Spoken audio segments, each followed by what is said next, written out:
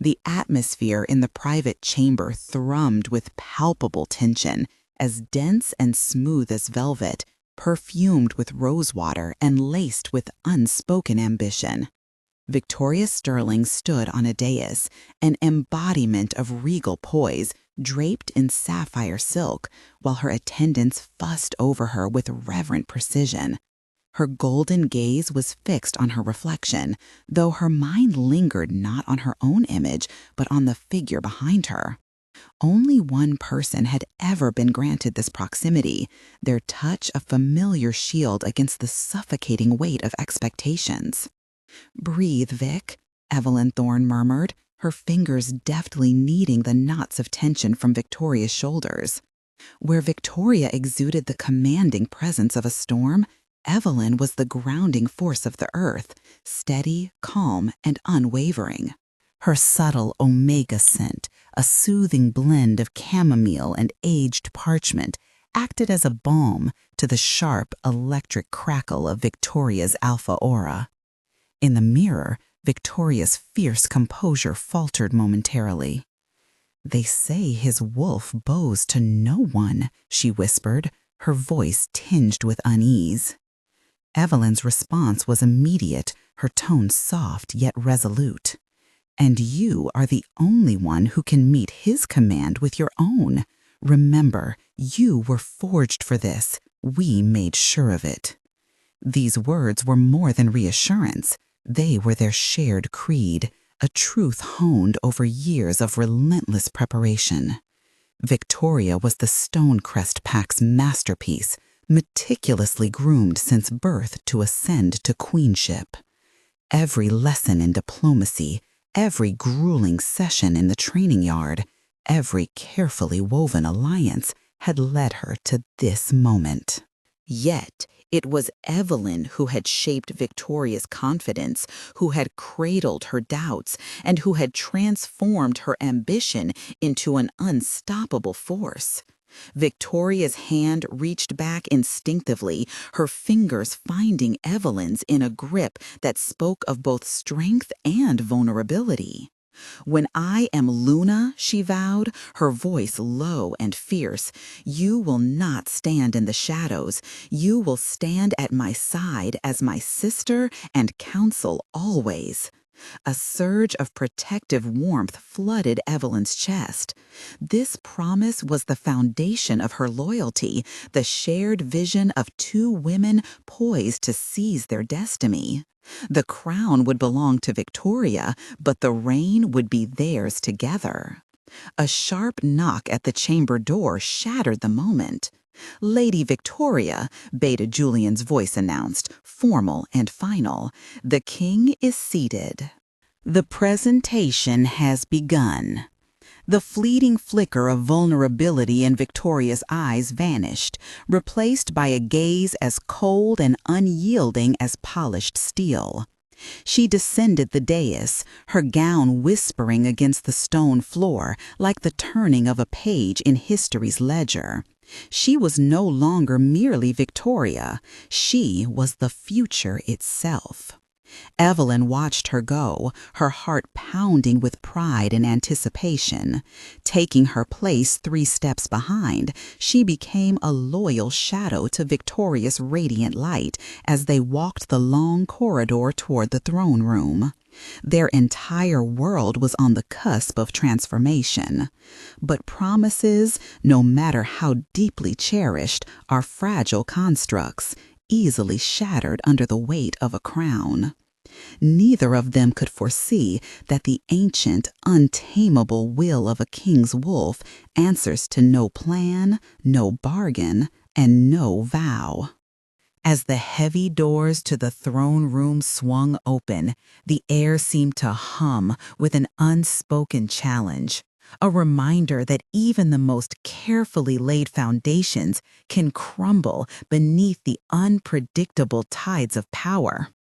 The grand oak doors of the throne room opened smoothly, their hinges silent and well-maintained, unveiling a scene of dazzling splendor tinged with palpable tension.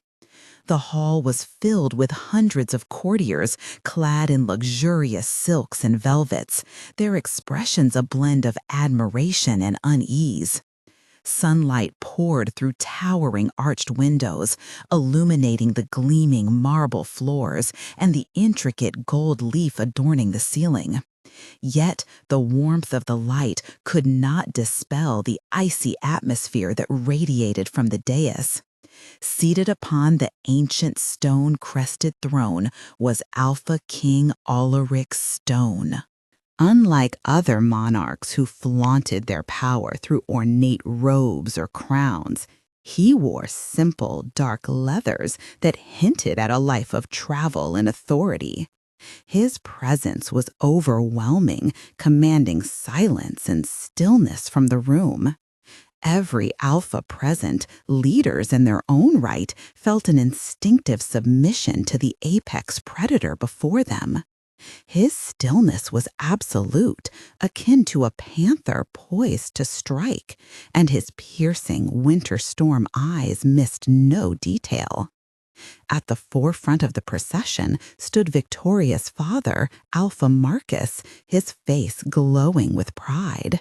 He guided his daughter forward, presenting her as the pack's most cherished treasure, their offering to the formidable Northern King. Victoria moved with a grace that was both natural and refined. Her head was held high, her expression a delicate balance of noble respect and unwavering confidence. To those gathered, she was the epitome of perfection. Beautiful, powerful, intelligent, and groomed for this exact moment. Evelyn, her heart swelling with fierce pride, remained near the entrance, observing from her designated position. From there, she watched Victoria glide across the marble floor, resplendent in sapphire and gold. This was the culmination of their shared journey, the triumphant finale of a story they had crafted together. Victoria was more than a candidate. She represented a promise of strength and prosperity for their pack. Reaching the base of the dais, Victoria executed a curtsy so deep and graceful, it elicited a collective gasp of admiration from the onlookers. She remained in that position, her head bowed, embodying submission to a higher authority. Alpha Marcus stepped forward, his voice echoing proudly through the vast hall. "Your Majesty, I present my daughter and heir, Lady Victoria of House Sterling, the jewel of the Stonecrest pack, offered in alliance and fealty to you." An absolute silence followed, every gaze shifting from the kneeling woman to the king seated on the throne. The political fate of the Western territories hung on his next word or gesture. This was Victoria's defining moment, the threshold of her destiny. As Evelyn watched, her breath caught in her throat, the weight of the occasion pressing down on her. A sudden, inexplicable wave of dread washed over her, as though the carefully woven fabric of their future was on the verge of unraveling with one decisive tug. The king remained silent. The stillness in the throne room evolved from a respectful pause into an uncomfortable quiet, then morphed into something sharp and unsettling. Victoria stayed frozen in her perfect curtsy, the muscles in her back and thighs beginning to ache, but the king gave no command to release her. He simply sat there, his piercing gaze fixed on some distant point above her head, as if she were no more than an elaborate decoration on the floor before him. A ripple of nervous murmurs spread through the court. Alpha Marcus's proud smile began to falter at the edges. This was not how the ceremony was meant to unfold. The deliberate dismissal was a calculated insult, a public display of indifference so profound that it cut deeper than any verbal rejection could have. Then, with slow precision, Ulrich Stone's head began to turn. His gaze swept past Victoria without a trace of acknowledgement, moving along the front row of high-born ladies, each a political asset in her own right, and dismissing them all with chilling finality. His eyes, ancient and cold, continued their relentless scan across the room, passing over alphas and betas, lords and ladies alike, until they landed at the back of the hall. And there they stopped. Evelyn felt his stare as though it were a physical touch, a jolt of raw energy coursing down her spine and electrifying the air around her. The ambient noise of the throne room faded into a distant hum, the glittering figures of the court blurring into insignificance. There was only the king on his throne, and the overwhelming weight of his attention focused solely on her. It wasn't an inspection, it was recognition. Her wolf, a presence she had always known as gentle and subdued, stirred within her, rising not out of fear, but in response to a primal, undeniable call. Confusion rippled through the crowd as they followed the king's line of sight. Heads turned, whispers grew louder. Who was she? The Omega handmaiden? The Sterling girl's shadow? Victoria, still kneeling on the cold marble floor, finally sensed the shift. The court was no longer looking at her. They were looking beyond her. King Alaric Stone rose from his throne. The movement was fluid, almost predatory, like a panther uncoiling. He ignored the woman kneeling at his feet, his storm-gray eyes locked unwaveringly on Evelyn. He descended a single step from the dais, then another, his intent now terrifyingly clear. He wasn't rejecting the suitors, he was making his own choice. Humiliation seeped into Victoria like a creeping frost, spreading through her veins and chilling her far more than the marble beneath her knees ever could. She felt it before she fully understood it, the subtle shift in the room's energy, the hundreds of pairs of eyes lifting from her bowed head to focus somewhere else, somewhere behind her. Slowly, fighting against the stiffness in her limbs, she raised her head. Her father's face was a mask of bewilderment, his confusion mirroring her own. The realization dawned on her gradually. This moment wasn't hers anymore. It belonged to someone else entirely. Evelyn stood frozen, her heart pounding in her chest as every eye in the room turned toward her.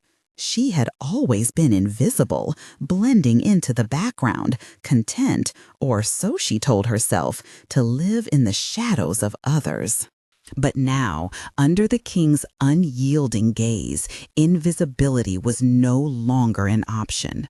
His approach was deliberate, each step echoing in the cavernous silence of the throne room.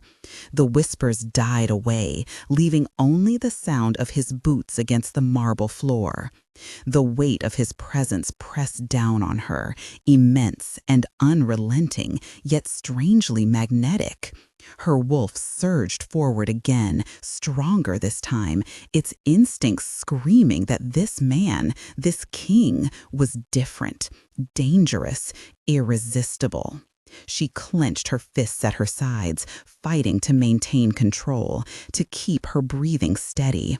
But the connection between them was undeniable, crackling in the air like lightning before a storm.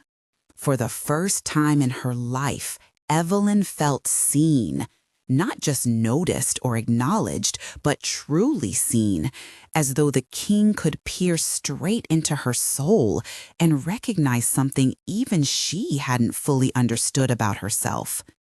The tension in the room was palpable, a living thing that coiled tighter with each passing second. Victoria's humiliation burned brighter now, a fiery contrast to the icy shock that had initially gripped her. She forced herself to stand, her legs trembling beneath her, and took a hesitant step back. The court parted around her, their eyes flickering between her and Evelyn, unsure where to direct their attention. Some pitied her, others were already whispering about what this meant for the kingdom.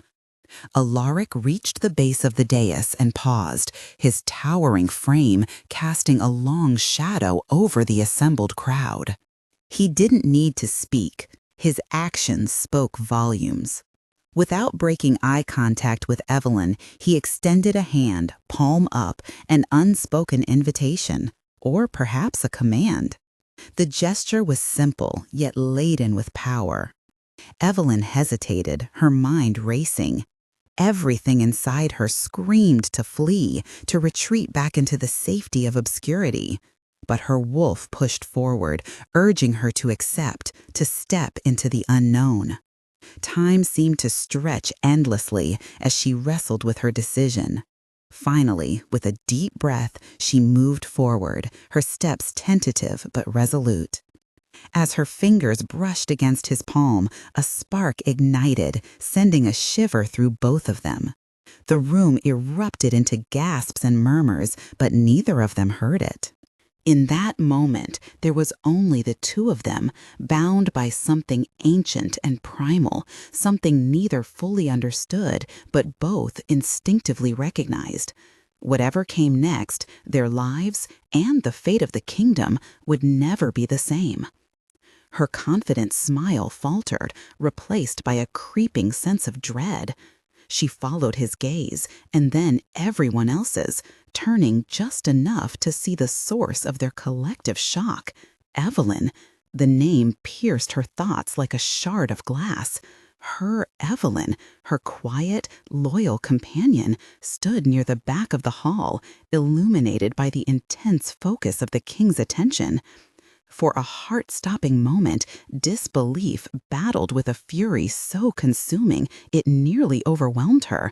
It had to be a mistake, a misunderstanding. The king was simply observing his new subjects. But then, Alaric Stone moved past her. He didn't even glance her way. The man whose approval she had spent her entire life striving for walked by her kneeling form as though she were nothing more than dust beneath his feet. His entire focus was on the one person she had trusted above all others. The chill in Victoria's veins turned to searing rage. Every compliment, every carefully crafted word of praise, every promise from her father, all of it crumbled to ash in her mouth. She had been publicly discarded, utterly humiliated. The jewel of the Stonecrest pack cast aside in favor of a servant, her closest friend. The bond they shared, the one she had reaffirmed with a vow mere moments before, shattered into pieces. The love and loyalty she had cherished twisted into a dark, venomous anger. This wasn't an accident. It was betrayal. Evelyn had stolen her moment, her destiny, her future. The quiet Omega had played the long game, lurking in the shadows, waiting to take what was never hers. Her knuckles whitened as she clutched the silk of her gown. The sound of her own blood pounding in her ears drowned out the frantic whispers of the court. Ignoring her father's sharp hiss of warning, Victoria rose to her feet. The movement was neither graceful nor composed. It was abrupt, jerky, the motion of a marionette whose strings had been violently cut. She turned her back on the throne, on the king, on her family. There was only one person in the room now, one traitor. She took a single, deliberate step, her sapphire gown whispering across the marble floor like a harbinger of doom. The crowd parted for her as if she were a ghost, their stunned faces blurring in her peripheral vision. She moved through the silence, a predator with a singular target in mind. At the back of the hall, Evelyn stood frozen, her expression a mix of terror and confusion, her eyes still fixed on the approaching king.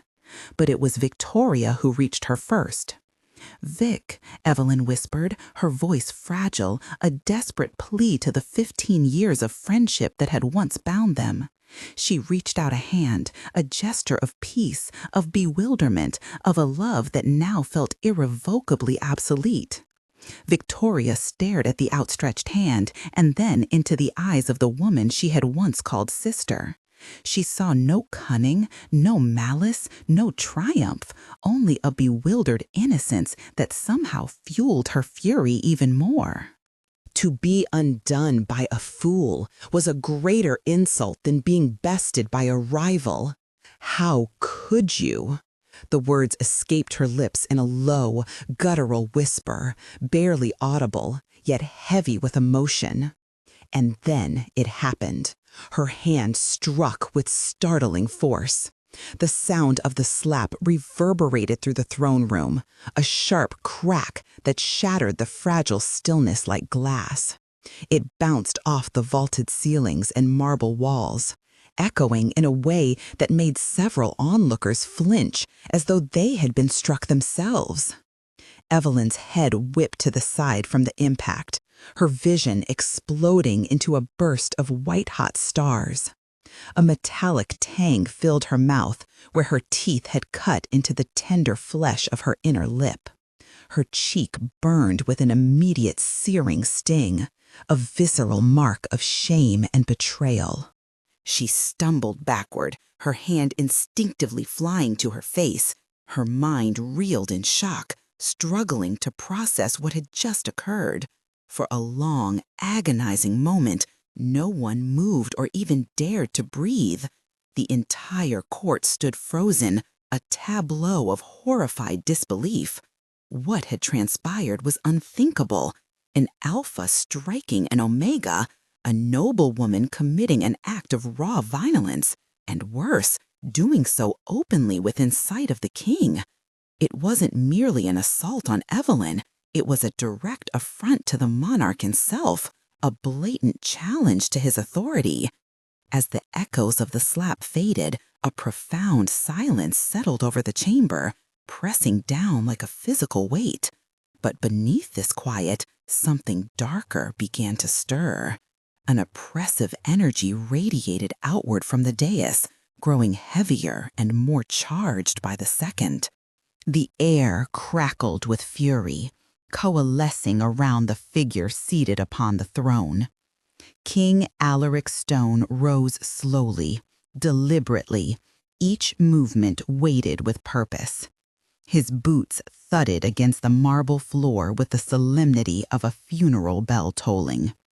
He descended the steps of the dais without haste, passing Victoria, the instigator of the chaos, as if she were nothing more than a shadow on the wall.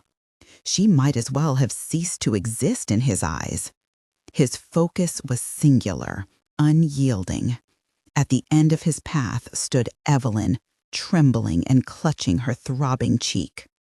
To her, he seemed impossibly large, his towering frame casting a shadow that swallowed her whole. For a fleeting, terrifying second, she feared his wrath would be directed at her too. But when he spoke, his voice was low and rumbling, vibrating through the very foundation of the room. "You dare?" he growled, the words cutting through the silence like a blade. This was not a question. It was a verdict, aimed squarely at the woman who now stood rigid behind him. Then, with a gentleness that contrasted sharply with the storm raging within him, he reached for Evelyn. His fingers closed carefully around her wrist, pulling her hand away from her injured face. His storm-gray eyes softened as they traced the angry red welt marring her skin. A deep, possessive growl rumbled in his chest, primal and unrestrained. His wolf was near the surface, laying claim in a way that brooked no argument. "Mine," he declared, his voice resonating through the hushed chamber. The word carried the weight of inevitability as if carved into the fabric of existence itself. It was not a mere assertion, but a proclamation, a decree that left no room for dissent. The court watched in stunned silence, their fear palpable as the king's dominance filled the void left by the fading echo of the slap. He rested his head against the curve of her neck. Evelyn's breath caught, a primal fear mingling with an overwhelming sense that she was finally where she belonged. She felt the sharp edge of his canines graze her skin, followed by a searing pain so intense it consumed her entire being. It was as if a fire swept through her, burning away every trace of who she used to be. The quiet Omega, the obedient shadow, the forgotten girl. As quickly as it came, the pain receded, replaced by a dizzying rush of raw power. It surged into her from him, ancient and unyielding, settling deep within her bones and rewriting her very essence. The familiar scent of lavender and chamomile that had always defined her transformed, becoming richer, more complex, like the charged air before a storm rolling over wildflowers. Her spine straightened, the trembling in her limbs vanished. When she opened her eyes, they glowed faintly with a silvery light. Across the room, Victoria let out a strangled scream, but it was too late. The choice had been made. The bond was sealed. Evelyn woke to the unfamiliar sensation of silk sheets against her skin, softer than anything she'd ever known. She found herself in an opulent bedchamber, larger than the cottage she'd grown up in. Gilded furniture gleamed under the morning light streaming through arched balcony doors, revealing the sprawling capital city below. It was a space fit for royalty, but felt like the most luxurious prison imaginable. Every nerve ending in her body seemed hyper-aware. She could hear whispers of servants 2 floors down, catch the aroma of freshly baked bread wafting from the castle kitchens, and feel the subtle pulse of life coursing through the stone walls around her. Power, foreign yet intoxicating, coursed through her veins like liquid lightning. Her hand instinctively went to her neck. The skin there was tender, and beneath it she could feel the steady thrum of the mating mark, a permanent connection tying her irrevocably to him. Through it, she sensed his presence elsewhere in the castle, a commanding force radiating authority and possessive focus directed solely at her. The realization brought both comfort and terror. Beneath the awe and fear lay a sharper, deeper ache. The memory of Victoria's face contorted in rage and betrayal burned into her mind. The phantom sting of Victoria's slap lingered on her cheek, cold and haunting. Their bond, once the cornerstone of her life, now lay shattered beyond repair. A sob caught in her throat, raw and heartbroken. Here she was, destined to become a Luna, a queen, but in that moment she was simply a girl mourning the loss of her best friend in the cruelest way possible. The heavy doors to her chamber swung open without warning.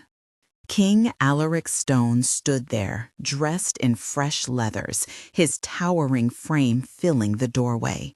His stormy gaze swept over her, taking in the sight of her curled up amidst the vast expanse of the bed.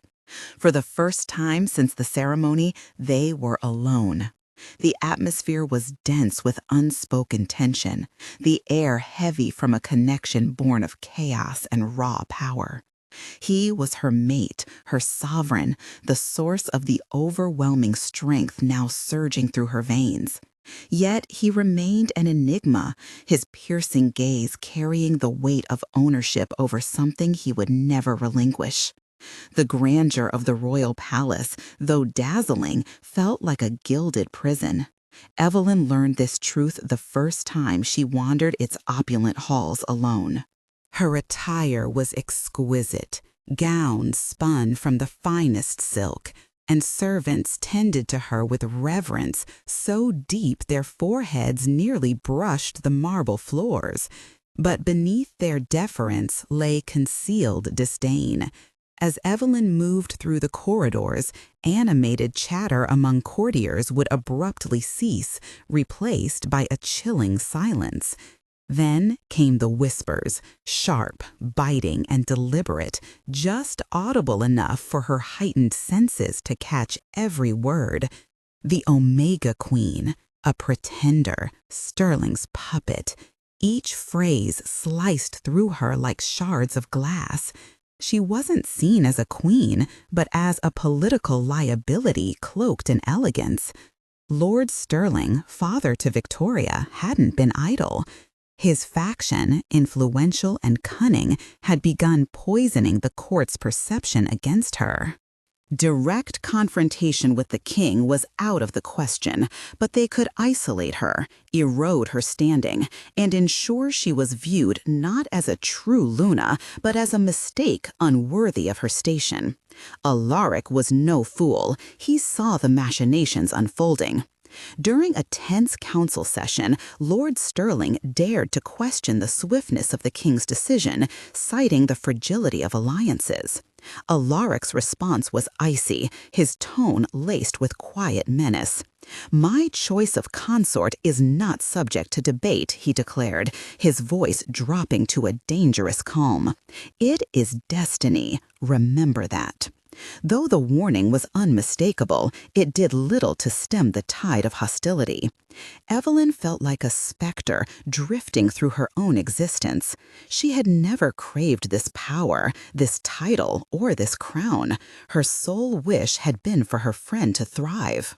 Now, she was the reason for her friend's ruin and the focal point of a court that wished her gone. Their hatred pressed upon her like a suffocating shroud, threatening to pull her under. That evening, Beta Julian appeared at her chamber door, his expression grave. "My Lady Luna," he began, avoiding her gaze, "the Royal Council has convened. By ancient law, they have issued a formal petition, one the king cannot deny." Evelyn stood beside Alaric in the Hall of Ancestors, a vast chamber lined with stern portraits of past Stone-Rest rulers. Before them loomed the Royal Council, a gathering of the realm's most formidable alphas, led by the still seething Marcus. "Your Majesty," Marcus began, his voice dripping with feigned respect that made Evelyn's skin crawl. "The will of the wolf is not to be questioned. The bond it represents is sacred, timeless. Yet the role of a Luna extends beyond that of a mere mate. She is a leader, a mediator, a figure of justice. It falls upon us to ensure that whoever bears this title is truly prepared for its weight." Alaric's jaw tightened, his expression unyielding. "Get to the point, Marcus," he growled. "By the old laws," Marcus continued, his voice steady, eyes gleaming faintly with triumph, "the council retains the right to invoke the gauntlet of tradition when a Luna is chosen from outside the established nobility. We petition for the commencement of the Luna trials." A chilling silence descended upon the hall. The Luna trials, a relic of the past, a series of grueling tests designed centuries ago to evaluate the worthiness of a queen. Brutal and unforgiving, they had been dormant for over 2 centuries. Now, they loomed as a perfectly legal, perfectly traditional means to publicly dismantle her legitimacy. They were using the king's own laws to trap him. "You would subject your Luna to a political ambush disguised as tradition?"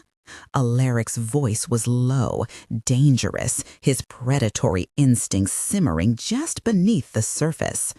"We offer her the chance to prove her worth to the people," another lord interjected smoothly.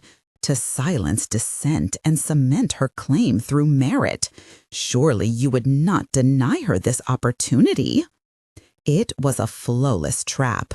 Refusal would paint Alaric as a tyrant, shielding an unworthy mate, validating every whisper of doubt. Acceptance, however, would thrust Evelyn into a den of vipers, her every move scrutinized by enemies eager to see her fail. All eyes turned to her. She felt their judgment pressing down on her, their smug certainty that she would falter. But within her chest, defiance flared, hot, sharp, and unyielding. They saw her as weak, a timid omega who would cower behind her king. Instead, she stepped forward, her voice cutting through the tension like steel. "I accept the council's petition," she declared, meeting Marcus's stunned gaze without hesitation. "Let the trials begin." That night, the weight of her bold declaration settled heavily on Evelyn. She stood on the balcony of her chambers, the cool breeze doing little to still the frantic rhythm of her heart. She had dared to challenge the most powerful men in the kingdom, and now she would face them alone. Fear coiled cold and tight in her stomach, but she refused to let it consume her. "Regret is a luxury we cannot afford." Alaric's voice emerged from the shadows behind her. He stepped onto the balcony, his presence solid and warm at her back. "They expect you to fail," he said, his tone firm but not unkind. "This trial is designed to break you. We will not give them the satisfaction." She turned to face him, the moonlight catching the silver in her eyes. "How?" she asked, her voice trembling despite her resolve. "I don't know their laws or their politics. I served in the kitchens, the libraries." Her voice faltered, breaking on the name of her friend. "Victoria was the one who—" "You are not Victoria," Alaric interrupted, his tone leaving no room for argument. His words were absolute, a shield against her doubts. In that moment, Evelyn realized the truth. She would have to forge her own path, one step at a time, defying every expectation set before her. He guided her back into the chamber, bypassing the opulent bed to a sturdy table covered with maps, scrolls, and ancient tomes. The air was heavy with purpose as their lesson began, not one of blades or combat, but of the intellect. He was unyielding as a mentor, demanding precision and depth. Historical conflicts, forgotten treaties, intricate trade routes, all were laid before her like puzzles waiting to be solved. For hours they toiled. Every assumption she made was scrutinized, every flaw in her reasoning dissected without mercy. Yet amid the rigor, something unexpected stirred within her, a spark of confidence, fragile but undeniable. This was no mere exercise, it was a transformation. He wasn't merely instructing, he was shaping her into someone greater, someone capable of wielding power with wisdom. In his piercing gaze, she glimpsed a belief in her potential that she had never dared to see herself. As dawn's first light crept through the windows, he unfurled one final document. It depicted a bitter quarrel between two minor factions over an arid stretch of land. "Your first test will demand both cunning and diplomacy," he said, his voice steady but charged with intensity. "They'll present you with what seems insurmountable and expect conformity. Do not oblige." His hand rested briefly atop hers, and in that moment an electric connection surged between them, a shared resolve, unspoken yet unmistakable. Let them underestimate you. Show them the mind of a strategist they never imagined possible. The great hall had been repurposed from its usual splendor into a solemn arena for judgment. Where laughter and music once filled the space, there now loomed a long table of dark wood, behind which sat the royal council, grim figures exuding authority like judges at an inquisition. The atmosphere was suffocating, thick with unspoken condemnation. Evelyn stood alone on the cold marble floor, dwarfed by the vastness of the room and the weight of hostile stares trained upon her. Alaric was present, seated off to the side, his presence a quiet reassurance rather than a shield. But the rules were clear. This trial was hers alone to face, a summit to conquer or collapse beneath. Alpha Marcus rose, his voice cutting through the silence like a blade. Devoid of warmth, it reverberated against the high ceilings. The first trial concerns law and legacy. It involves the Blackwater Fen, a contested territory claimed by two packs, the Ironwood and the Coastal Ridge. The Ironwood invoke ancestry, tracing their lineage back 5 centuries. The Coastal Ridge argues stewardship, citing decades of investment in fortifying the borders and averting floods. Both claims hold merit. The land itself is barren, yet their feud teeters on the edge of violence. As Luna, you must render a binding verdict. Begin. Evelyn felt the trap close around her, elegant and merciless. She was being asked to choose between reverence for history and pragmatism for the future, a decision destined to alienate one side irrevocably. Her pulse quickened, but she steadied herself, drawing on the lessons drilled into her during countless nights. Their voices echoed in her thoughts. They will give you an impossible problem. Find the peace they've hidden. Slowly, deliberately, she took a breath and began to speak. She moved forward with deliberate steps, her eyes fixed not on the council, but on the 2 rival alphas standing as witnesses. "My lords," she began, her voice steady and commanding despite the unease within her. "Before we delve into matters of law, let us first speak of life itself. Tell me about this land, not your claims to it, but the land itself. Why would 2 thriving packs risk war over a swamp that even you, Alpha Marcus, have deemed worthless?" A council member scoffed audibly. "It is a matter of honor, of principle." Evelyn's gaze remained unwavering as she replied, "Honor does not feed the hungry or heal the sick."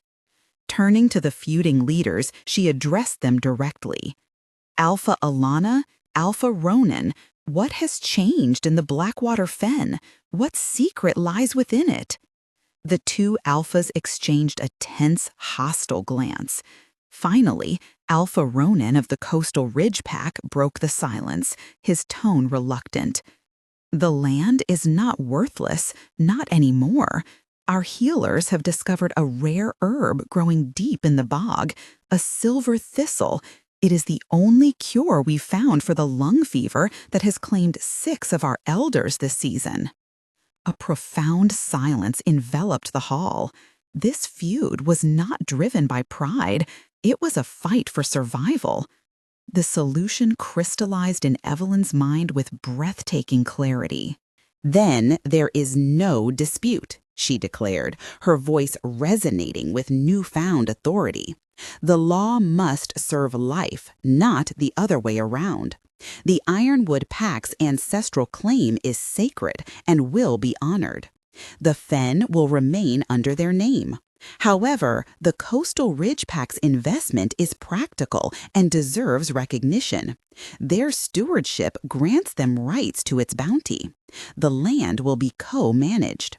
A neutral arbiter from this court will oversee the harvest of the silver thistle, and its yield will be shared equally between both packs in perpetuity." She turned to the council, her voice rising to fill the chamber. "Because the health of our people is not a prize to be won, it is a treasure to be shared." Her judgment was impeccable, blending compassion with political insight in a way that left no room for dissent. Murmurs of genuine approval rippled through the crowd. But when Evelyn's gaze met Alpha Marcus's, she saw no acceptance, only the cold, calculating fury of a predator whose prey had narrowly escaped. Victory felt fleeting, a fragile warmth that dissipated the moment Evelyn returned to her chambers. Alone, with the grand door shut behind her, an unsettling truth began to surface, chilling her to the core. She replayed the trial in her mind, dissecting every word, every gesture. The dossier Alaric had provided, the one containing copies of the council's official records, had been meticulous. It held centuries of data, bloodlines, trade disputes, population counts, maps. Yet, among all those pages, there had been no mention of a plague. The narrative was deliberately silent on one crucial detail: a silver thistle. Its absence wasn't accidental. It was a calculated void, a trap designed to ensnare her. She had uncovered the truth only by setting aside the official documents and trusting her gut. Had she relied solely on what they provided, her verdict would have been cold and detached, reducing a life-or-death matter to sterile legalism. Worse still, it would have made her look incompetent and callous, playing directly into their hands. "They tried to blind me," she hissed later to Alaric, pacing furiously across the strategy room like a caged predator. The flickering firelight revealed her rage as it danced across her face. "They handed me a weapon and called it justice." Her mind raced back to Victoria. Who else could have anticipated that she'd bypass rigid legal frameworks to ask about the people behind the case? The name lingered between them, an unspoken specter haunting her every move. Alaric's expression hardened into granite, his silence speaking volumes.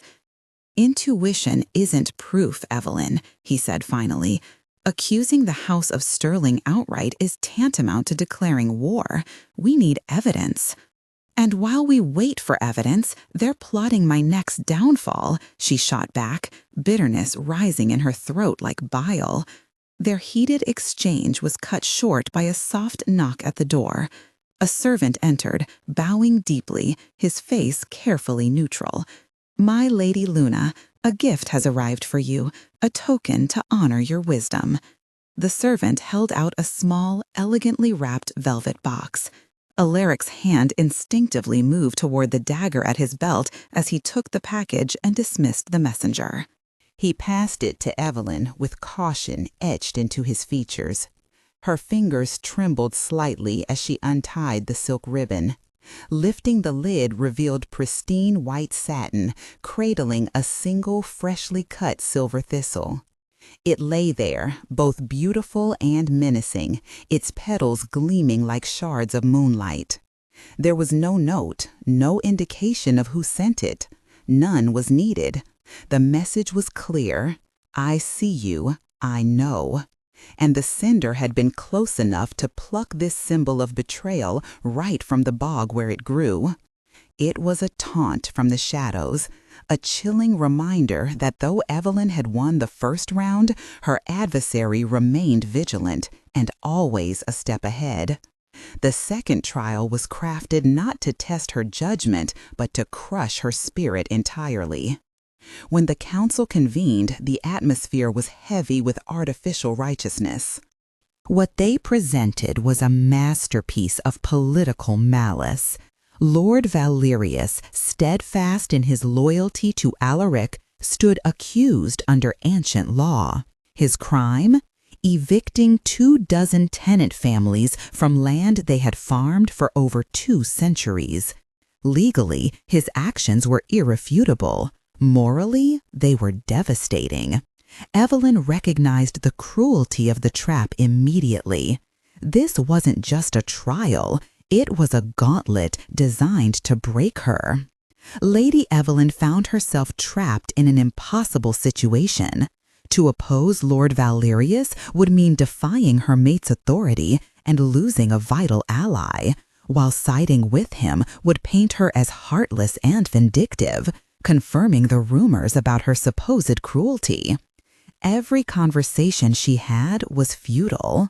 Lord Valerius remained courteous but firm. "My lady," he stated, his expression unreadable. "This expansion will bring great prosperity to my domain and strengthen the kingdom." Meanwhile, the families whose lives were at stake could offer nothing but their anguish and tales of ancestors buried in the soil they were about to lose.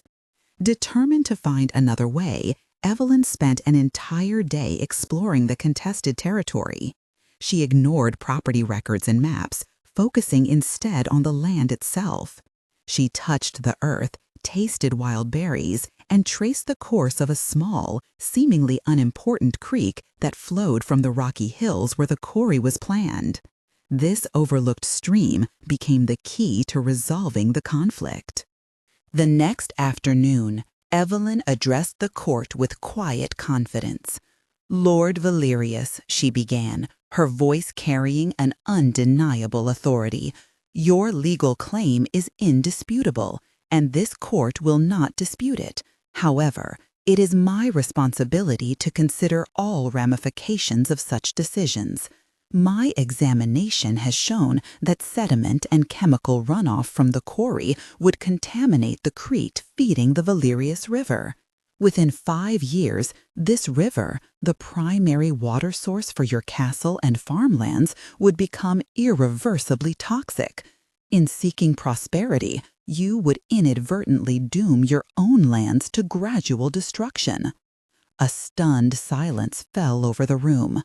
Lord Valerius's composure faltered as he absorbed her words, his face draining of color. The council members shifted uneasily in their seats.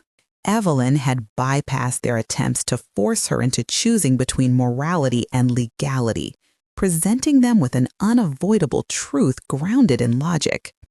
"I will not rule against you," she announced, her gaze steady and encompassing.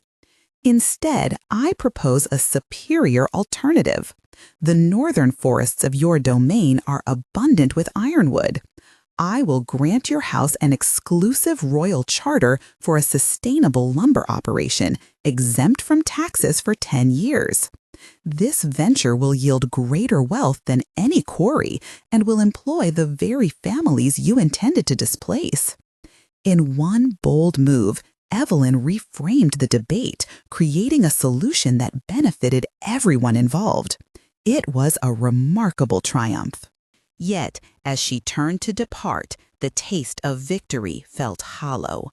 For a brief moment, she caught sight of her, Belle, Victoria's steadfast lady-in-waiting, lurking in the shadows beneath a distant colonnade. Their eyes met, and Evelyn glimpsed a flash of icy, calculated fury in Belle's expression before she turned and melted into the throng. The conspiracy was no longer just a suspicion. It had taken shape, and its face belonged to Belle. "She was there, watching me," Evelyn murmured, her voice strained yet barely audible in the heavy stillness of Alaric's private study. The adrenaline from the trial had ebbed, leaving behind an unshakable certainty. "This is Victoria's doing," Evelyn continued. "She's using her allies, her loyalists, to dismantle me from the shadows." This time, Alaric didn't dismiss her intuition as insufficient. The sighting of Belle was tangible evidence, a thread that could unravel the entire plot. His expression hardened, his eyes reflecting a cold, implacable fury akin to a winter sea. "To move against a lady-in-waiting of a high house is tantamount to declaring war," he said, his deep voice low and measured. "They will deny everything, cry persecution, and rally their supporters against us. We need proof so irrefutable that even Lord Stirling cannot contest it." Without another word, he rose and led her, not to the library, but to a plain, unremarkable stretch of stone wall. He pressed a sequence of bricks, and with a soft grinding sound, part of the wall slid aside, revealing a dark, narrow passage. This hidden corridor was the heart of the castle, the nerve center of his authority. At its end lay a small, austere room containing only a large map table and a man who seemed almost spectral.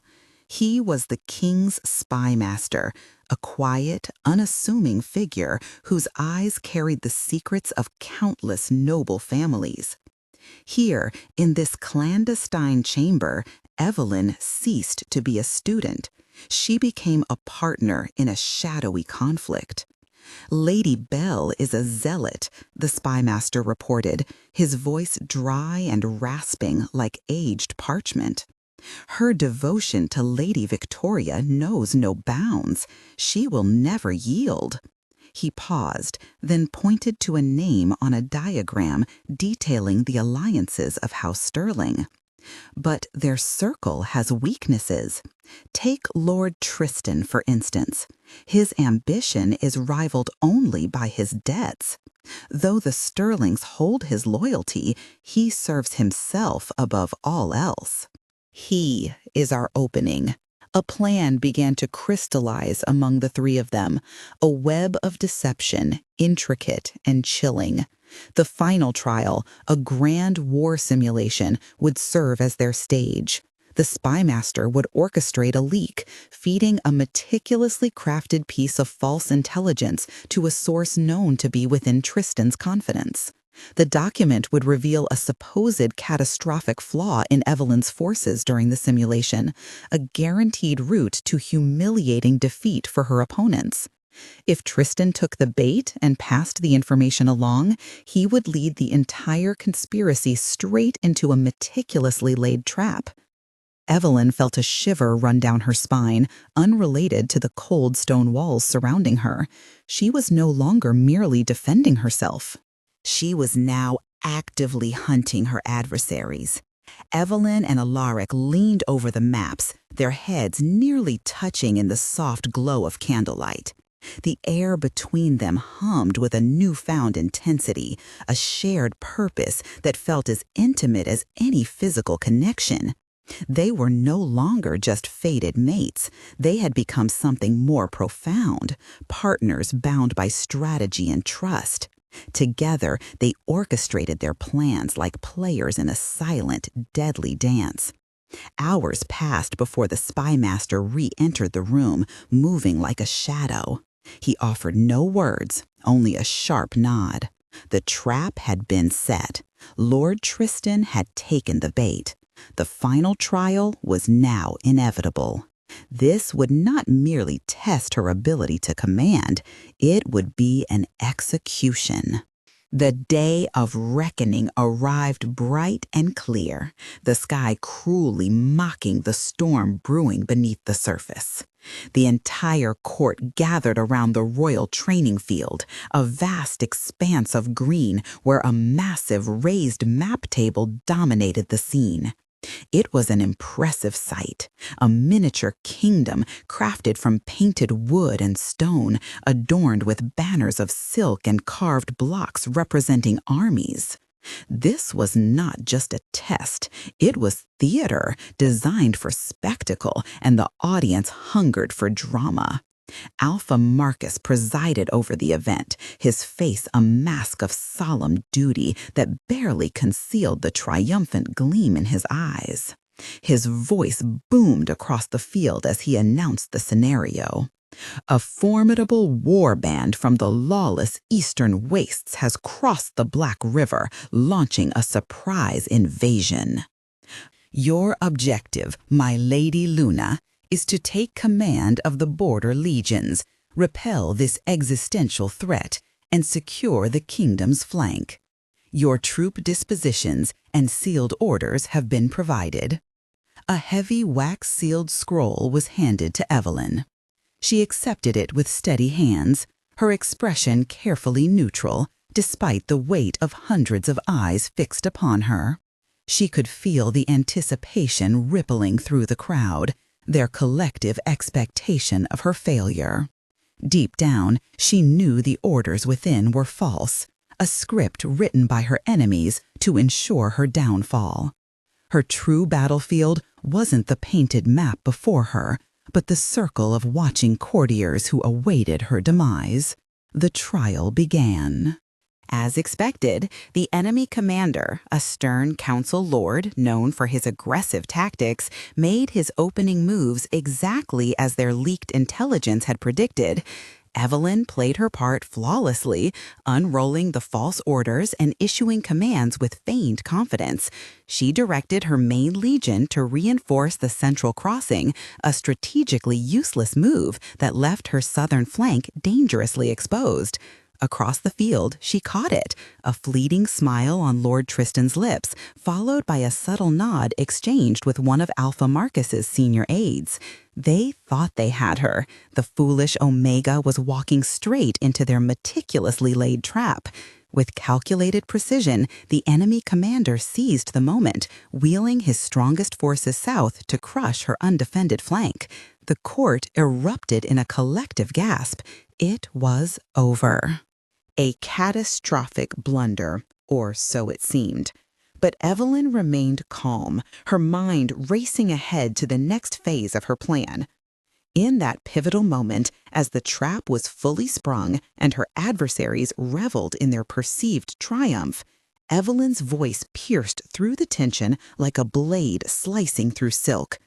"Unveil the western garrison," she commanded, her tone unyielding. "Execute a full flanking maneuver and collapse the enemy's rear." A shocked silence descended over the field.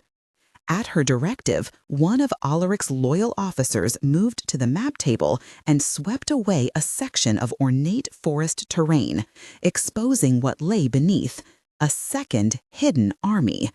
This reserve force had been kept under wraps as a closely guarded state secret, its existence known only to the king himself. On the map, this concealed legion surged forward with precision, crashing into the vulnerable rear of the enemy forces now trapped between this unexpected assault and Evelyn's primary army. What had seemed like a brilliant advance by the opposition had transformed into a fatal overextension. The ambush they had orchestrated had turned against them. The simulation ended in a decisive rout. The council stood paralyzed, stunned by the unfolding disaster. Evelyn let the forged orders slip from her fingers, landing softly on the table. She lifted her head, her gaze sweeping past the chaos depicted on the map to fix directly on Lord Tristan and Alpha Marcus, pinning them with an icy stare. "It seems my private intelligence proved far more reliable than the directives handed down by this council," she said, her voice deceptively calm yet resonating across the silent field. Her words hung heavy in the air, carrying an accusation sharper than any blade. One cannot help but wonder how such a catastrophic failure of information could have occurred. There was no mistaking her meaning. The traitors were exposed, their betrayal laid bare for all to see. The stillness on the training ground became almost suffocating, a weight pressing down on everyone present.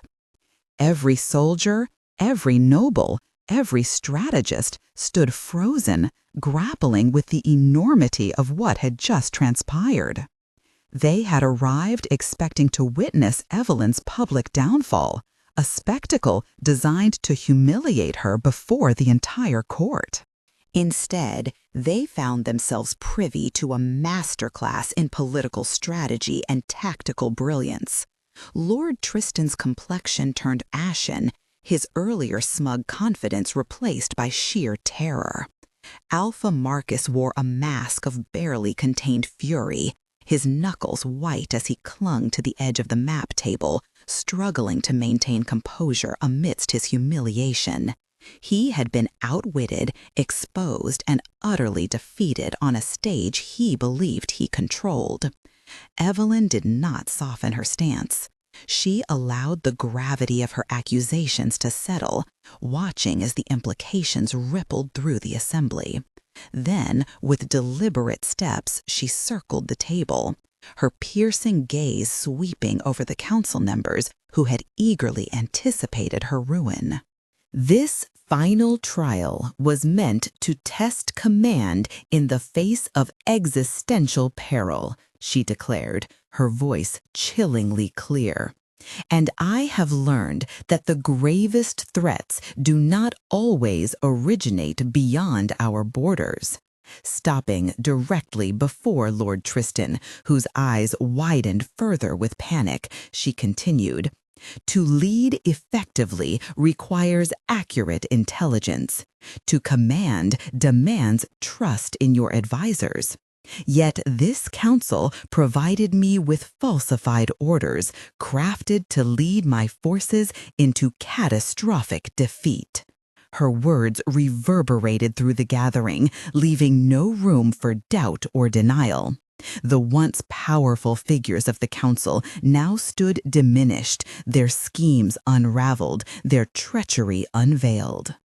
As Evelyn surveyed the scene, it was clear she had not only secured victory in the simulation, but also dismantled the web of deceit threatening her position, and perhaps even the kingdom itself. They exploited a vulnerability they themselves had created, feeding my rival a strategy designed to dismantle my authority. This wasn't merely a challenge. It was an orchestrated attempt to undermine not just me, but the very foundation of the king's rule. Her gaze lingered on Alpha Marcus, a gesture that sealed the act of high treason. That was the tipping point. The utterance of the accusation shattered the fragile composure of the council. Several lords recoiled, physically distancing themselves from Marcus and Tristan as though their proximity carried contagion. What had once been a clandestine web of whispers now lay exposed under the harsh glare of truth. It was then that Alaric rose. He had remained silent throughout, letting Evelyn lead, but now the time for subtlety had passed. He descended from the viewing platform with measured steps, each one resonating like the toll of a judgment bell. Though his eyes never met Evelyn's, she felt a surge of fierce pride emanating from him, a silent acknowledgement of her triumph through their unspoken bond. He stopped before the pale, trembling conspirators. "Royal Guard," he commanded, his voice low and lethal, carrying an authority that brooked no defiance. "Arrest Lord Tristan and his co-conspirators. Take Alpha Marcus into custody. Confine them to the black cells." The trial was a test of command. "The interrogation will be a test of loyalty, and I suspect we'll find they have little of it left." As armored guards moved forward, the court dissolved into chaos. Lord Tristan collapsed, offering no resistance, his ambition crushed beneath the weight of his fear. Alpha Marcus, however, stood tall, his face contorted with fury. But before he could utter a word of protest, steel-clad soldiers surrounded him. The gambit had failed. The queen had claimed victory. The black cells were infamous, a dungeon buried so deep within the castle that even sunlight refused to penetrate its shadows. The air was frigid and damp, heavy with the scent of wet stone and despair. It was a place where arrogance and defiance were stripped away, leaving only primal fear. Instead of a cell, Lord Tristan was taken to a stark, windowless chamber lit by a single flickering torch. Alaric awaited him there, a towering figure silhouetted against the wavering light. Beside him stood the spy master, his presence as subtle yet deadly as poison.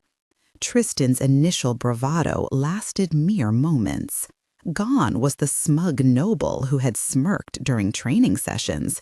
In his place sat a man gripped by terror, acutely aware of the noose tightening around his neck. He had staked everything on the protection of his sterling name and lost catastrophically. "Your allies have abandoned you, my lord," Alaric began, his tone deceptively calm. He circled the table where Tristan sat, a predator circling its prey. Each step echoed ominously in the confined space, amplifying the weight of impending doom. Tristan sat in his cell, listening to Alpha Marcus's voice drift through the cold stone walls. The man sang a song of innocence, casting himself as a victim while blaming everything on Tristan. "You were the mastermind," Marcus insisted, his tone dripping with false sincerity. "A rogue agent consumed by ambition." The words stung because they carried just enough truth to wound. The House of Sterling, once a name that inspired loyalty and pride, would soon disavow him entirely. They would erase him from their records, leaving him to face the consequences alone. "That's a lie," Tristan burst out, his voice trembling as he looked between the king and the spy master standing before him. His eyes darted frantically, searching for some shred of mercy or doubt, but there was none. "Is it?" the spy master asked, his voice dry and cutting like autumn leaves underfoot. "My agents have already uncovered Lord Sterling sealing his archives. He prepares a statement even now, condemning the actions of a desperate young lord, namely you." Tristan felt the last fragments of his resolve shatter. Their eyes, cold and merciless, confirmed what he had feared all along. He was nothing more than a pawn, discarded when no longer useful. All that remained was the reckoning. "What do you want from me?" he whispered, his voice breaking under the weight of despair. "Everything," Alaric replied, stepping closer until he loomed over Tristan. His presence was suffocating, a storm cloud blotting out any hope of light. "I want every name, every secret meeting, every promise made in shadow. Your life hangs by the thinnest thread, Tristan. If you wish to survive, you must give me the loom upon which this web was woven." And so the confession poured forth, a torrent of desperation, self-preservation, and betrayal.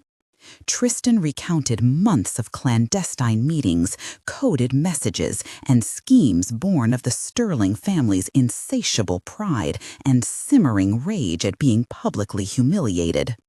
He detailed how Alpha Marcus had exploited his position on the council to orchestrate the trials, manipulating reports and planting evidence to ensure the downfall of others.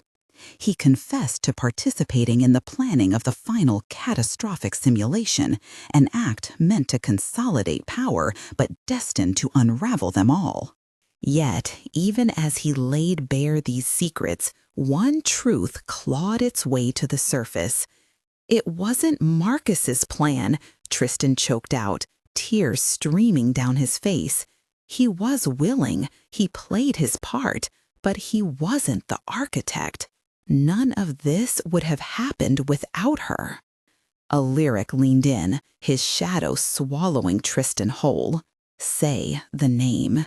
Tristan hesitated, his body racked with sobs. Finally, he forced the words out, each syllable tasting bitter on his tongue.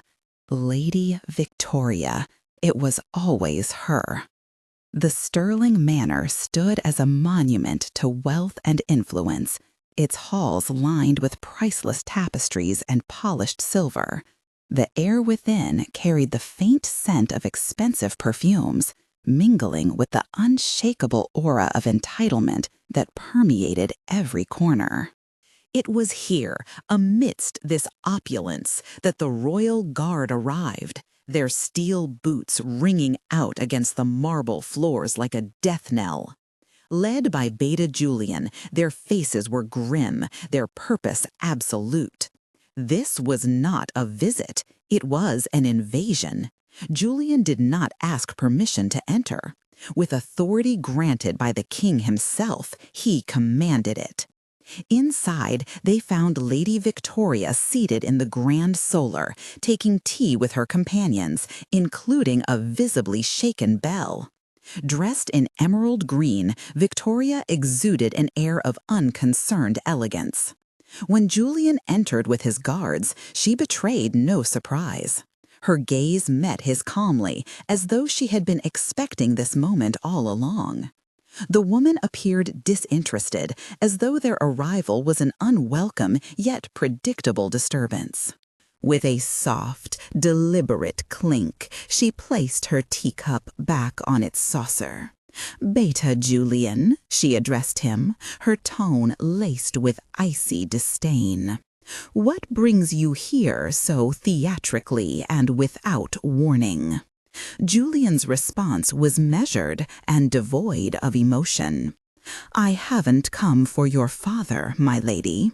He unfurled a scroll, the king's seal catching the light streaming through towering windows.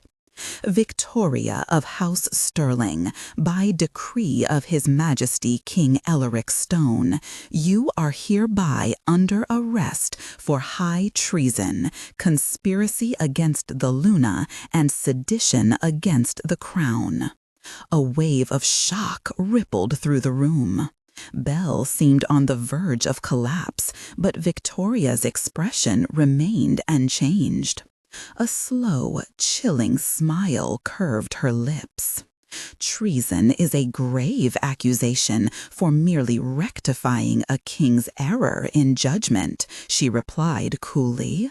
"Tell your Luna I regret nothing." With languid elegance, she rose to her feet, extending her hands as though awaiting silk gloves rather than iron shackles. For the briefest moment, the guards hesitated, cowed by her audacity, until Julian's sharp nod spurred them into action. The cold steel clicked around her wrists, sealing her fate. Her march through the castle corridors was deliberate and public, a spectacle designed for all to witness. Doors creaked open, faces peered out, and murmurs of disbelief trailed behind her like shadows. Those who had once fawned over her now gawked with a mix of dread and fascination. She was no longer the radiant star they admired. She was falling, and her descent was cruelly illuminated for everyone to see. Yet Victoria did not falter. Head held high, her golden gaze swept across the onlookers with quiet disdain. Her pride stood as her final impenetrable shield. But when they reached the dungeons, where the heavy iron door of the black cells groaned open, her composure wavered. As the damp, frigid air enveloped her, a flicker of raw terror crossed her face, a fleeting crack in her armor. Then it vanished, replaced by her characteristic defiance as the guards pushed her inside. The door slammed shut with a resounding boom, its echo reverberating through the stone halls, marking the definitive end of House Stirling's reign. On the morning of the trial, the sky hung low and gray, bruised clouds weeping softly, mirroring the turmoil within Evelyn's heart. Standing before a tall mirror in her chambers, she failed to recognize the powerful Luna clad in dark robes of judgment. Instead, she saw fragments of another life, the 7-year-old girl sneaking honey cakes in the Stirling gardens, giggling alongside a golden-haired Victoria. She remembered the 15-year-old who had comforted Vic after a disastrous combat lesson, holding her trembling hand. She recalled the loyal friend who had stood steadfast in the antechamber, vowing unyielding support on the day their world unraveled. These memories swirled like ghosts, haunting her with reminders of what duty now demanded. Alaric had offered her a choice. "This concerns not only the law but also the heart," he had said to her. "They must view their Luna as a judge, yet I will not compel you to become her executioner. I will oversee the trial if you wish it." But she declined. To step aside would be an admission of weakness, a surrender to the notion that her personal emotions outweighed her public responsibility. The court, and more pressingly, she herself, needed proof that the Omega she once was had vanished, replaced by a queen. As she entered the grand hall, a profound silence enveloped the assembly. The chamber had been arranged for a trial of high treason. The royal council sat in judgment, and at the head of the hall, 2 thrones had been positioned on the dais, one for Erlich and one for her. Taking her seat, she felt its weight, not as solace, but as an unshakable burden. Then the doors at the far end of the hall creaked open, and Victoria was escorted in, flanked by 2 guards. Gone were her elegant gowns. She wore a plain gray tunic, her hair unadorned, her face pale. Yet she walked with her head held high, her pride an invisible crown defying the circumstances. Their eyes met across the vast expanse of silence. In that fleeting exchange, Evelyn glimpsed a tempest of emotion swirling in Victoria's golden gaze. Anger, betrayal, and beneath it all, a flicker of something achingly like heartbreak. The phantoms of their shared history filled the void between them, a silent, screaming crowd. Evelyn's heart felt as though it were being ripped apart. This was no traitor standing before her. This was Vic, her sister in everything but blood, the woman she had cherished and shielded her entire life.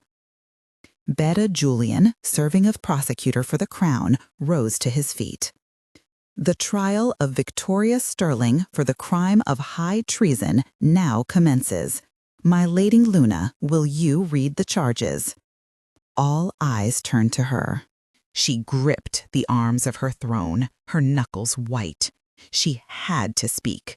She had to initiate the process that would likely lead to her dearest friend's exile or death. Opening her mouth, the first words felt toxic on her tongue. "Lady Victoria of House Sterling," Evelyn began, her voice steady despite the turmoil raging within her. "You stand accused of high treason, of conspiring to undermine the authority of the Crown, and of orchestrating the sabotage of the Luna trials. How do you plead?" A profound hush fell over the great hall, so complete that the faint rustle of a banner high above seemed startlingly loud. Victoria stood tall and resolute between her guards, the simplicity of her attire doing nothing to diminish the aristocratic dignity that emanated from her. She did not glance at the council lords acting as jurors, nor at the king.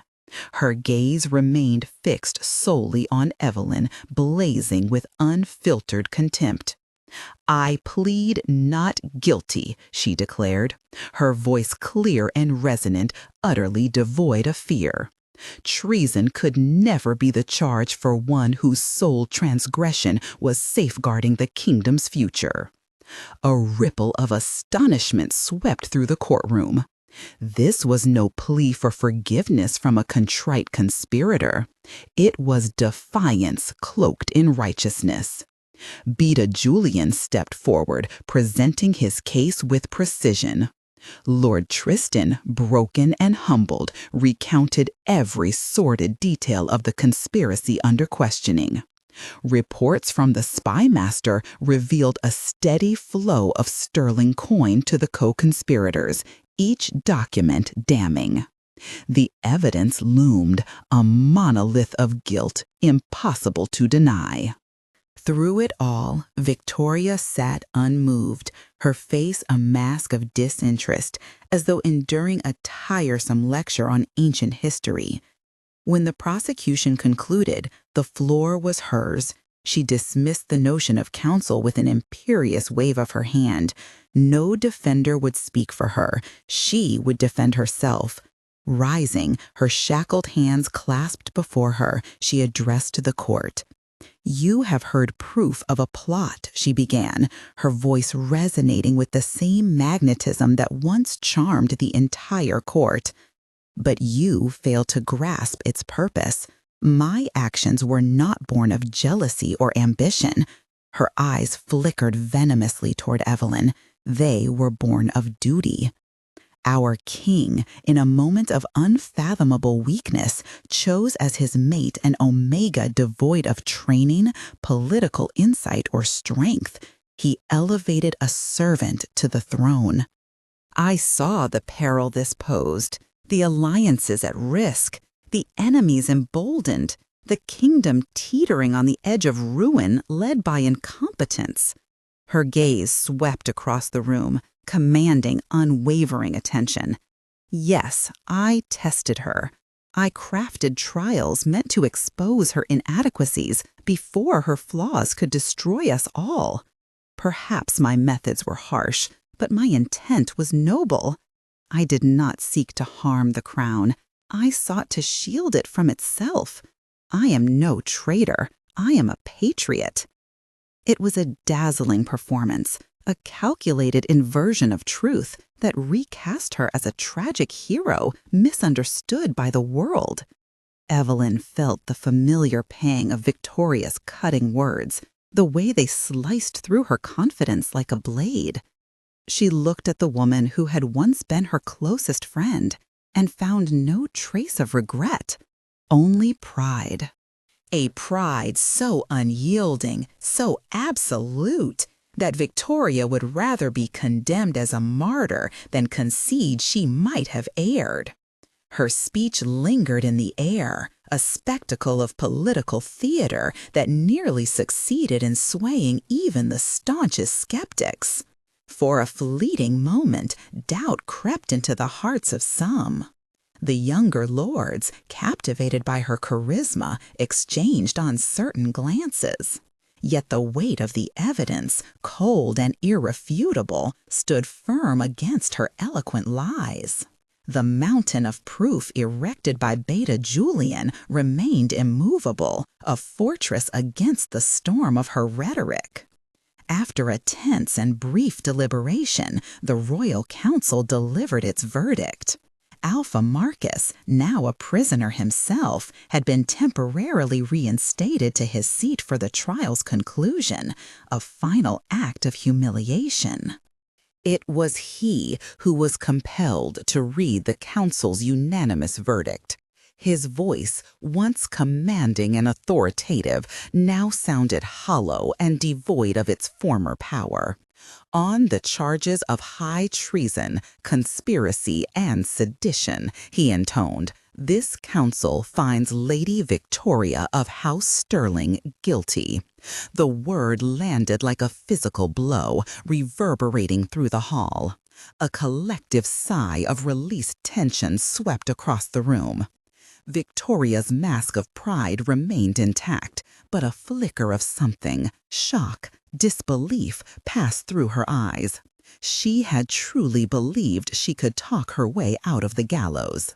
Marcus continued, his voice cracking slightly as he recited the ancient laws.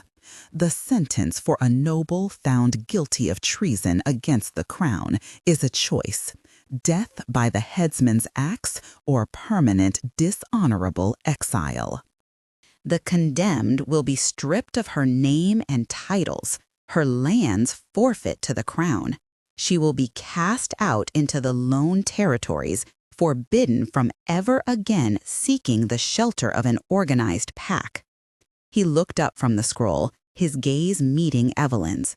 The final judgment, the choice of sentence, rests with the Luna whom she has wronged. Every head in the great hall turned toward Evelyn. The weight of a life, a history, a friendship rested squarely on her shoulders. She could feel the court's expectation pressing down on her. They wanted a strong Luna, one who would deliver swift, merciless justice. blood or banishment, they craved a definitive end to the sterling threat. Evelyn looked at Victoria, who stood there, condemned yet defiant, a cornered lioness ready to meet her fate with a snarl. This was it, the moment to choose between the woman she had been, the loyal friend, and the queen she needed to become. The silence stretched thin and taut as the entire kingdom waited for their Luna to pass sentence. Evelyn rose from her throne, the dark silk of her robes rustling softly in the profound stillness. Her heart thudded painfully in her chest, each beat heavy with the gravity of what she was about to do. She did not look at the council or the expectant court. Instead, she fixed her gaze directly on Victoria. Between them stood the ghosts of their shared past, whispered secrets, shared dreams, and a bond she had once thought unbreakable. Now, all that remained was this ugly, bitter end. "The law is clear," Evelyn began, her voice resonating with a strength she did not fully feel. "The council's verdict is just. Your crimes are severe. You endangered this kingdom and betrayed its trust for the sake of your own pride." Victoria lifted her chin in silent defiance, prepared to accept her sentence and embrace the role of martyr she had crafted for herself.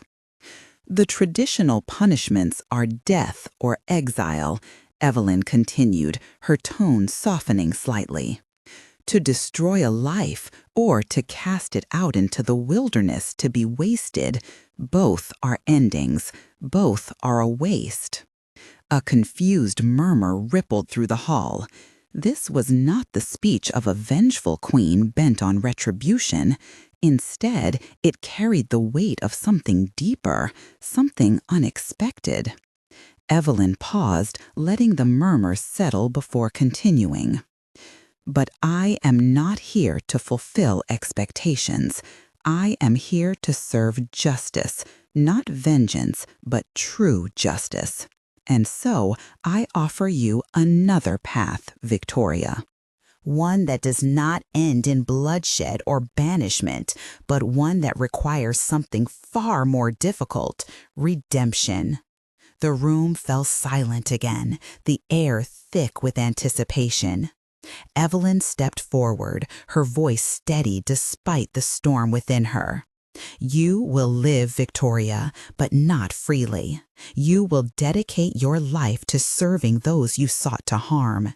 You will work among the people of this kingdom, rebuilding what you sought to destroy. If you refuse this path, then exile awaits you. But know this: if you choose exile, you leave behind not only your name and titles, but also any hope of forgiveness." Victoria's eyes widened slightly, caught off guard by the unexpected offer. For the first time, her composure wavered, revealing the vulnerability beneath her defiance. The court watched in stunned silence, unsure how to react to this unorthodox sentence. Evelyn turned back to her throne, her movements deliberate and measured. As she sat down, the weight of her decision settled over the hall like a heavy veil. It was done. The choice was Victoria's now: to embrace redemption or to walk away into the void. Whatever her decision, Evelyn knew she had chosen the harder path, not for herself, but for the future of the kingdom. Evelyn's gaze locked onto Victoria, her words cutting through the heavy silence of the courtroom. "You spoke of duty, of patriotism," she said, her voice unwavering. "You claimed your intelligence and skills were meant to serve this kingdom. Very well, you will have the chance to prove it." The room erupted into hushed murmurs as Evelyn continued, dismissing the conventional punishments. Alaric, seated beside her on the throne, remained still, though a surge of surprise and pride coursed through their bond. I sentence you, Victoria Sterling, to 5 years of restorative service to the Crown, Evelyn declared, her tone commanding authority. Your titles and lands will be stripped for the duration of this sentence. You will join the newly established diplomatic corps. Your mission will take you to the borderlands, to the smaller, neglected pacts that your politics have long ignored. There, you will use your intellect and training not to scheme in shadows, but to build connections in the light. You will help me forge alliances you once deemed impossible. You will serve those you once dismissed. Victoria's defiance faltered, her mask crumbling under the weight of Evelyn's decree. This was no punishment she had anticipated, not death, not exile, but an act of mercy cloaked in hard labor and public accountability. It was a fate her pride could scarcely comprehend, leaving her speechless. As Evelyn returned to her seat, her body trembled with the magnitude of what she had done. Addressing the stunned court, she concluded, "This is my judgment. In my kingdom, we do not waste talent. Even when misguided, we mend what is broken. Let it be recorded." The verdict rippled across the territories like a seismic wave. It was an unprecedented move, bold, revolutionary governance where many had expected weakness. Where others might have destroyed, Evelyn chose to rebuild. Her reputation, already hardened by trials and now sealed with this act of mercy, soared. Whispers of the Omega Queen faded, replaced by conversations about the wise Luna. She had amassed more political capital than she could have imagined, and she intended to wield it fully. 2 weeks after the trial, Evelyn convened the first Grand Council in the kingdom's history. Breaking tradition, she invited not only the High Lords, but also the alphas of every minor pack scattered across the territories. They gathered nervously in the Great Hall, many stepping foot in the royal castle for the first time. Standing beside Alaric, Evelyn addressed the assembly with fervor. "For too long, our strength has been fractured," she began, her voice resonating with passion. "We are a collection of rival territories defined by borders and bloodlines. We hoard resources, cling to ancient grudges, and value the name of our pack more than the well-being of our people.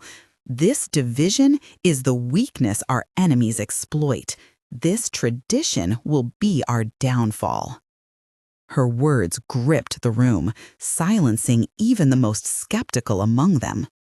Evelyn laid out her vision, a unified kingdom where cooperation replaced competition, where shared prosperity eclipsed isolation. She called for bridges to be built between factions, urging the leaders to abandon old grievances and focus on survival and growth. Victoria, meanwhile, prepared for her new role with a mixture of dread and reluctant resolve. Stripped of her former life, she faced the daunting task of earning back trust, not just from others, but from herself. Her journey would take her far from the opulence of the court to the rugged edges of the kingdom, where forgotten voices awaited acknowledgement. As days turned to weeks, Evelyn's reforms began taking shape. Resources flowed to neglected regions, and tentative alliances formed between packs that had once been bitter rivals. The change was slow, fraught with resistance, but undeniable. Evelyn's leadership inspired hope in some and fear in others. Yet, even her critics could not deny the wisdom in her approach. By choosing restoration over retribution, she had planted seeds of transformation in a kingdom teetering on the brink of collapse. In private moments, Evelyn reflected on the enormity of her decisions. Each choice carried risks. Each step forward demanded sacrifice. But she drew strength from Alaric's steady support and the quiet determination of those who believed in her vision.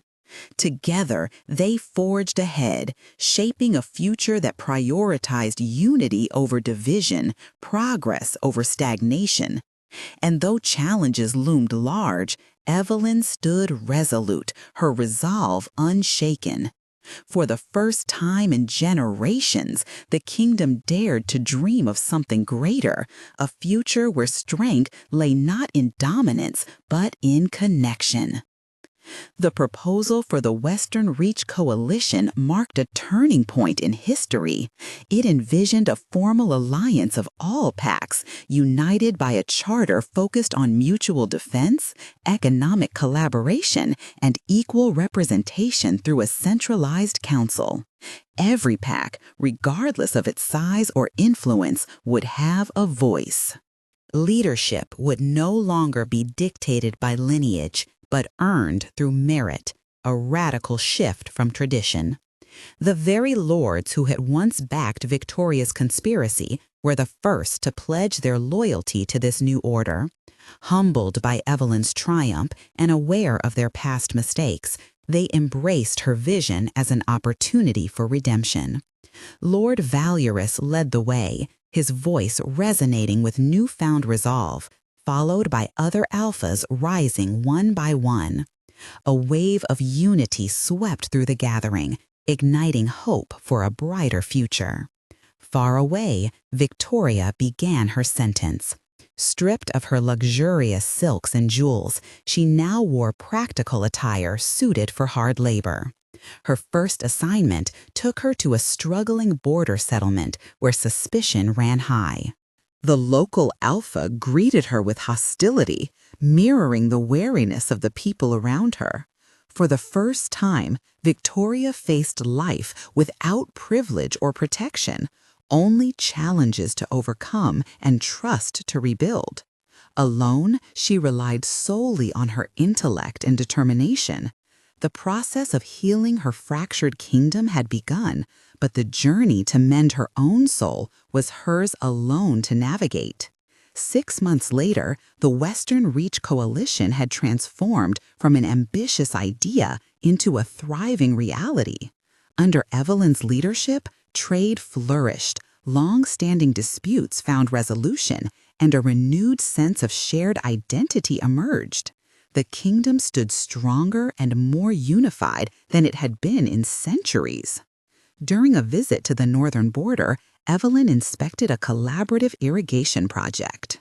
Instead of finding the local alpha in his hall, she discovered him in the fields alongside a woman whose golden eyes still burned with familiar intensity despite her gaunt face and calloused hands. It was Victoria. As Evelyn approached, Victoria looked up, her expression cautious yet steady. She had succeeded here, earning respect after initial resistance.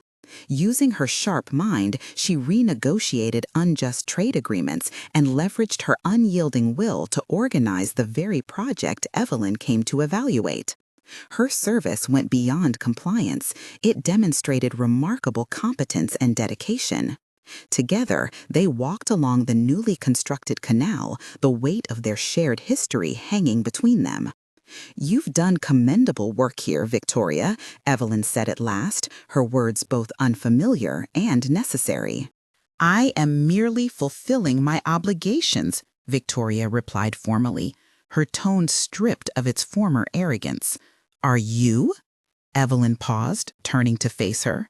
"Your sentence required mediation, not living in a yurt for months to understand water shortages or redesigning the entire irrigation system for optimal efficiency." The acknowledgement hung in the air, a testament to how far both women had come and how much further they might yet go. The decision had been hers alone. Victoria's gaze dropped, a fleeting moment of vulnerability softening her features for the first time. "Our alpha was right," she confessed quietly. "I believed leadership was about command, but I'm beginning to see it's about understanding." The effortless camaraderie they once shared was lost, a casualty of pride and betrayal. it could never be fully reclaimed. Yet, as they stood together, two formidable women who were once as close as sisters, a fragile foundation of mutual respect began to take shape. The coalition requires a permanent delegate to the Eastern Pax, Evelyn stated. The role demands a sharp political mind and unshakable resolve. It's a challenging, thankless task, but one of immense importance. When your term is complete, the position will be yours to earn, if you still wish to serve. Her words weren't an olive branch of forgiveness, not yet, but they were an invitation, a chance to move forward, to carve out a new path. Victoria met her gaze, truly seeing her for the first time since that fateful day in the throne room. The anger that had clouded her vision was gone, replaced by a profound clarity born of humility. "Thank you, my Luna," she said. For the first time, the title wasn't spoken with disdain. Instead, it carried the weight of truth earned and accepted. As Evelyn turned to leave, she knew their story wasn't finished. Deep wounds don't vanish entirely, but they can heal with care and time. In the strong, united kingdom she had forged, there was finally space for both a wise and compassionate Luna and the extraordinary woman who was slowly, deliberately finding her way back home. Together, they could forge something new. Not the bond they'd once had, but something equally meaningful, built on respect, growth, and shared purpose.